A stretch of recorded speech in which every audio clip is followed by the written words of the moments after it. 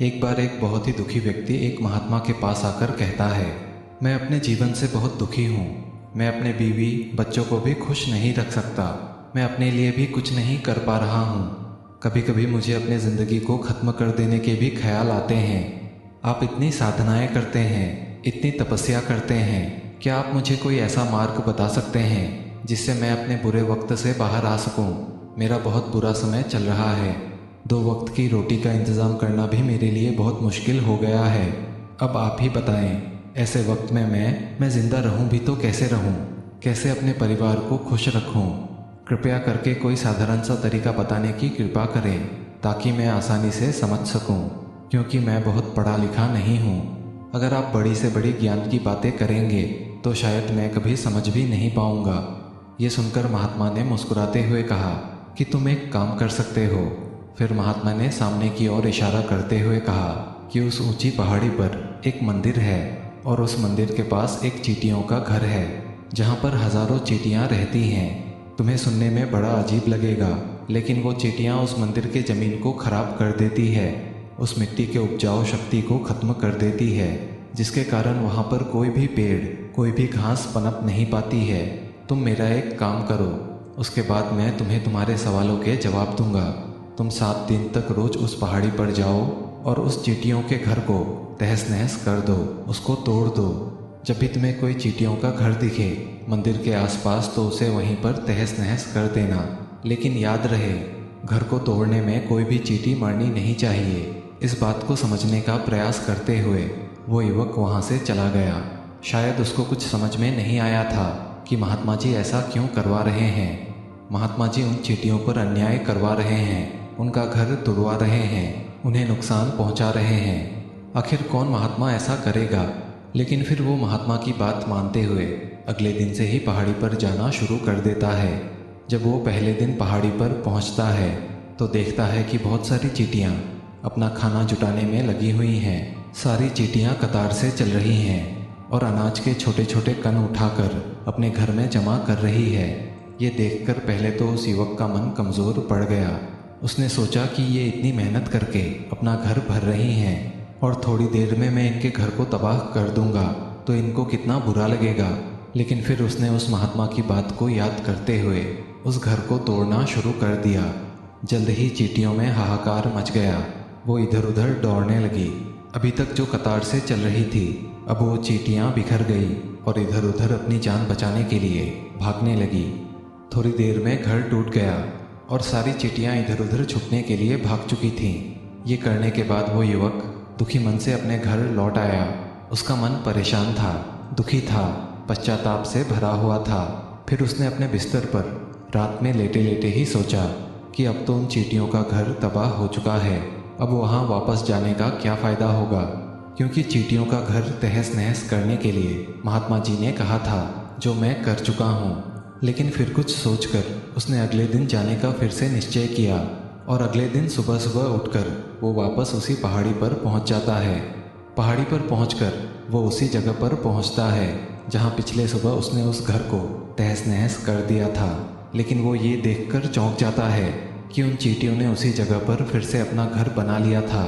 अब वो फिर से अपने घर के लिए सामान इकट्ठा करने के लिए जुटी हुई थी। उस आदमी को देखकर लगा कि ये चींटियाँ कितनी मूर्ख है।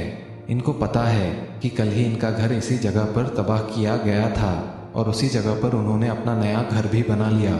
और ये सोचकर वो आदमी हंसने लगा। लेकिन फिर उस महात्मा की बात को याद करते हुए उसने फिर से उन चींटियों का घर तबाह करना शुरू कर दिया। फिर से उन चींटियों में हलचल मच गई और थोड़ी देर में वो चींटियाँ इधर उधर अपनी जान बचाने के लिए भागने लगी। कुछ ही देर में उनका घर फिर से नष्ट हो गया। वो युवक अब थोड़ा संतोष के भाव से कि इस बार तो मैंने उनके घर को अच्छी तरह तबाह कर दिया है, अब तो वो चींटियाँ यहाँ पर अपना घर बना ही नहीं पाएंगी। इसीलिए जाने से पहले उसने उस घर पर ठंडा पानी भी डाल दिया ताकि चींटियाँ फिर से वहाँ पर अपना घर ना बना सके। और इस तरह वो अपना कर्म पूरा करके अपने घर फिर से लौट आया। आज रात में सोते वक्त वो युवक फिर से यही सोच रहा था कि क्या महात्मा ये सही काम करवा रहे हैं? क्या किसी का घर तबाह करना किसी सिद्ध पुरुष को शोभा देता है? क्या हो अगर वो महात्मा सिद्ध पुरुष हो ही ना, तो क्या होगा अगर वो मुझे बेवकूफ़ बना रहे हों? लेकिन फिर उसने निश्चय किया कि मैं पहले अपने काम को पूरा कर लेता हूँ, उसके बाद ही पता चलेगा कि महात्मा जी मुझसे ऐसा काम क्यों करवा रहे थे। और यही सोचकर वो रात में सो जाता है। अगले दिन सुबह उठकर वो फिर से उस पहाड़ी की ओर निकल जाता है। पहाड़ी पर पहुंचकर वो उसी जगह पर पहुंचता है जहां पर उसने उनके घर को तबाह कर दिया था। वो ये देखकर खुश हो जाता है कि वहां पर कोई भी घर नहीं था, सारी चींटियां वहां से भाग चुकी थी। अब उसने सोचा कि अब मेरा रोज रोज आना क्या फ़ायदा होगा, क्योंकि चींटियां तो अपना घर बदल चुकी हैं और महात्मा जी ने मुझे 7 दिन आने के बाद कहा था, लेकिन आज तो तीसरा ही दिन है। अब बाकी 4 दिन वापस आने का क्या फ़ायदा होगा। और यही सोचकर उसने निश्चय किया कि यहाँ से वो सीधा उसी महात्मा के पास जाएगा और उनको ये सारी खबर बता देगा। जब वो वापस मुड़कर उस पहाड़ी से उस महात्मा की कुटिया की ओर जाने लगा, तभी अचानक उसकी नज़र एक और घर पर पड़ी जो कि चींटियों का ही बनाया हुआ था। मतलब कि वो घर चींटियों ने ही बनाया था और अब वो चींटियां नए घर में वास कर चुकी थी। ये नया घर उनके पुराने घर से थोड़ी ही दूरी पर था और जब उसी युवक की नज़र उस घर पर पड़ी तो उसने सोचा कि शायद महात्मा को पता था कि ये चींटियां अपना घर यहाँ से बदलकर किसी दूसरी जगह पर बना लेगी, इसीलिए उन्होंने मुझे 7 दिन आने के बाद कहा था। और ये विचार करके वो उनका नया घर भी तोड़ने के लिए पहुंच जाता है। जब वो वहां पहुंचा तो चींटियां उसी तरह अपने कार्य में लगी हुई थी। वो अपने लिए खाना इकट्ठा कर रही थी और अपने घर में जमा कर रही थी। जब पुराना घर टूटा था वहाँ भी अनाज के कण बचे हुए थे और चींटियां वहाँ से भी अनाज इकट्ठा करके अपने नए घर में वापस ला रही थी। अब यहाँ पर युवक का मन फिर से कमज़ोर पड़ गया, क्योंकि वो खुद भी कमज़ोर था, खुद भी वक्त का मारा हुआ था। इसीलिए उसके मन में उन चींटियों के प्रति दया का भाव उमड़ रहा था। उनके ऊपर उसे दया आ रही थी। वो चाहता था कि वो उनकी मदद करे, लेकिन उल्टा वो उनको नुकसान पहुंचा रहा था। लेकिन उस महात्मा की बात को याद करते हुए उसने फिर से उनके घर को तोड़ने का निश्चय किया और उसने इस बार बड़ी ही सावधानी से बिना किसी चींटी को नुकसान पहुंचाए वो घर तबाह करना शुरू कर दिया।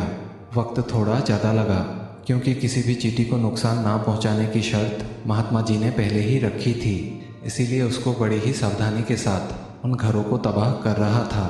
लेकिन आखिरकार उसने उस घर को भी तबाह कर दिया और इस बार उस घर को तबाह करने के बाद वो पहले से भी ज़्यादा दुखी था, क्योंकि उसने उनका नया घर भी तोड़ दिया था।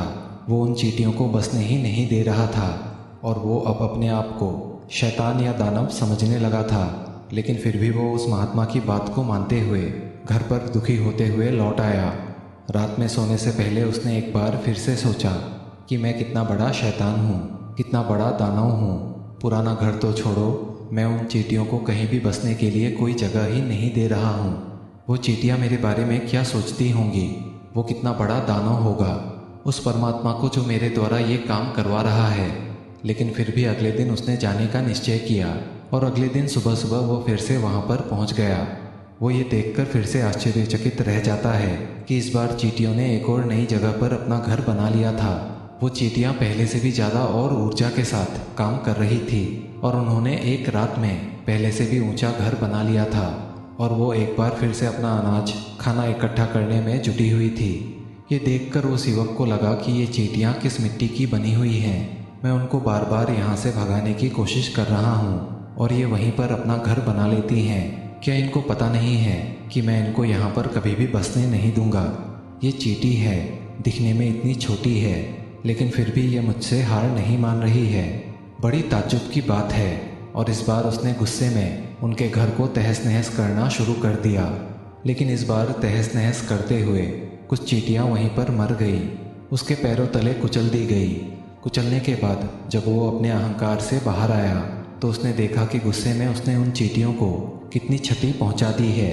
उसका मन पश्चाताप से भर गया और वो रोता हुआ अपने घर के तरफ बढ़ गया। रात में सोते वक्त उसने सोचा कि मैं उन चींटियों पर बहुत ज़्यादा अत्याचार कर रहा हूँ, अब इससे ज़्यादा अत्याचार मैं नहीं कर पाऊँगा। और यही सोचकर अगली सुबह वो अपने घर से थोड़ा आटा लेकर उसी पहाड़ी पर पहुँच जाता है।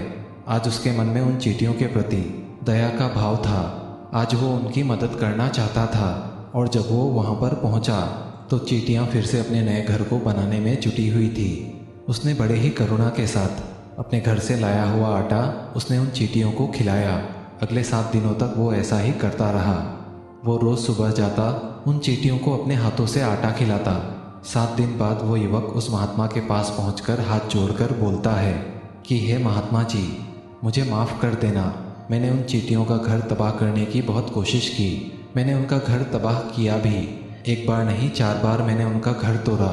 उसके बाद मैं हिम्मत नहीं कर पाया, उनके घर को नहीं तोड़ पाया। मैं समझ सकता हूँ कि मैंने आपका काम पूरा नहीं किया और इसके बदले आप मुझे तरीका भी नहीं बताएंगे जो कि मुझे मेरे बुरे समय से बाहर निकाल सकता है, लेकिन मुझे इसका कोई परवाह नहीं है। मुझे लगता है कि मैंने जो किया वो सही किया, इसीलिए मैं आपसे आज्ञा लेकर वापस जा रहा हूँ। कृपया मुझे वापस अपने घर जाने की आज्ञा दीजिए। ये सुनकर मुस्कुराते हुए महात्मा जी ने कहा कि अरे बेटा, कहाँ चल दिए, रुको तो सही, जलपान तो कर लो, थोड़ी देर ठहर जाओ, उसके बाद चले जाना। और ये कहकर वो महात्मा उस युवक के लिए पानी लेकर आते हैं। पानी पिलाने के बाद महात्मा उस युवक से पूछते हैं, तुम मुझे ये बताओ कि आखिर तुम उन चींटियों का घर तबाह क्यों नहीं कर सके? वो चींटियाँ तो छोटी हैं और तुम इतने विशालकाय हो, फिर भी तुम उन छोटी छोटी चींटियों का घर तबाह नहीं कर पाए। कहाँ है तुम्हारी शक्ति, तुम्हारा बाहुबल? इसका जवाब देते हुए उस युवक ने कहा कि हे महात्मा, मैंने उन चींटियों का घर तबाह कर दिया था, बार बार किया था। एक बार तो गुस्से में उन चींटियों को भी हानि पहुंचा दी थी, लेकिन जिस दिन मैंने उनको हानि पहुंचाई उसी दिन मुझे लगा कि मैं उनको हानि क्यों पहुंचा रहा हूं, क्यों इनको इतनी तकलीफ दे रहा हूं। और उसी दिन से मैं उनको क्षति पहुंचाने की जगह, नुकसान पहुंचाने की जगह उनकी सहायता करनी शुरू कर दी। मैंने उनको अपने घर से हर रोज़ आटा लाकर खिलाया। ये सुनकर उस महात्मा ने कहा कि यही तो सीखने की बात है। एक छोटी सी चींटी हमें जीवन का संदेश दे जाती है। मैंने तुम्हें उन चींटियों का घर तबाह करने के लिए नहीं भेजा था, मैंने तुम्हें भेजा था ताकि तुम उन चींटियों से कुछ सीख ले सको। तुम्हें क्या सीख मिली उन चींटियों से, मुझे बता सकते हो? ये सुनकर उस युवक ने पूरी कहानी बयां कर दी। पूरी कहानी सुनने के बाद महात्मा ने मुस्कुराते हुए कहा, बेटा, पहली सीख जो हम इन चींटियों से ले सकते हैं वो ये थी कि तुमने कितनी ही बार इनके घर को तोड़ने की कोशिश की, कितनी ही बार प्रयास किया कि उनके घर तबाह हो जाएं, लेकिन वो हर बार अपना नया घर बना लेती थी। उन्होंने कभी भी हार नहीं मानी। अगर वो हार मान लेती तो वो चींटियाँ वहाँ पर तुम्हें नहीं मिलती। जीवन कार्यशीलता का नाम है, लेकिन हम मनुष्य 1-2 बार हार मिलने पर ही टूट जाते हैं, हताश हो जाते हैं और फिर जीवन में प्रयास ही नहीं करते। और कुछ लोग तो अपने ज़िंदगी को ख़त्म करने पर उतारू हो जाते हैं। लेकिन जानवरों में तुमने एक बात देखी होगी कि वो अपना जीवन खुद से कभी ख़त्म नहीं कर सकते हैं। तुमने कभी नहीं सुना होगा कि किसी जानवर ने आत्महत्या कर ली, चाहे वो जानवर कितना ही भूखा क्यों ना हो, कितना ही दुखी क्यों ना हो, लेकिन वो अपने जीवन के लिए हमेशा संघर्ष करता रहता है। लेकिन वहीं दूसरी तरफ हम मनुष्य 1-2 बार हताश होने पर ही अपना जीवन खत्म कर लेते हैं। जीवन तो कर्मशीलता है, कर्म करने का नाम है। जीवन में मृत्यु आखिरी विश्राम है, परम विश्राम है। इसीलिए मृत्यु से पहले कर्म करना कभी मत छोड़ना, क्योंकि मृत्यु के बाद तो तुम परम विश्राम में चले ही जाओगे। तो उससे पहले कर्म करना क्यों छोड़ रहे हो, क्यों हताश हो रहे हो? अगर तुम्हारा एक घर टूट गया है तो दूसरा घर बनाने का प्रयास करो, कोशिश करो। और कोशिश करने वालों की कभी हार नहीं होती। ये तुम उन चींटियों से देख चुके हो।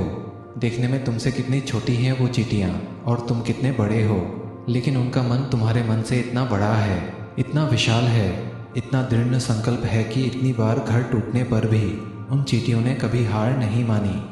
दूसरी सीख ये है कि जब भी हमारा बुरा समय आता है, हमें लगता है कि ये बुरा समय कभी नहीं जाएगा, ये समय मेरे जीवन को बर्बाद कर देगा, मुझे कभी नहीं जीने देगा।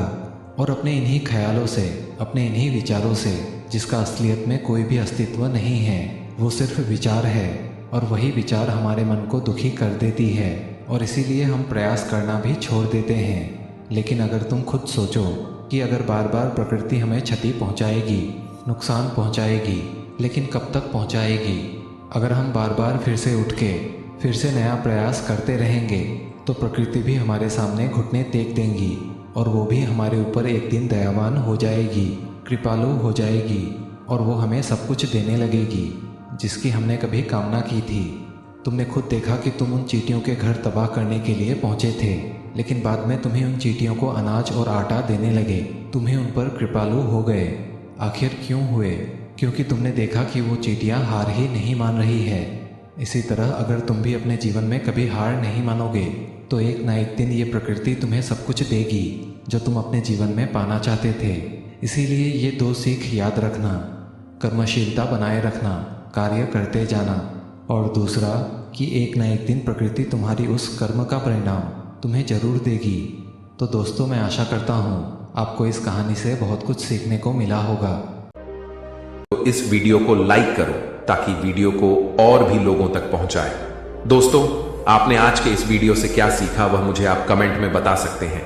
इसी के साथ में उम्मीद है कि आपको आज की वीडियो पसंद आई होगी। चैनल को सब्सक्राइब करें। तो चलिए फिर मिलते हैं ऐसी एक और नई वीडियो में एक नए मैसेज के साथ। तब तक के लिए अपना ख्याल रखें। धन्यवाद।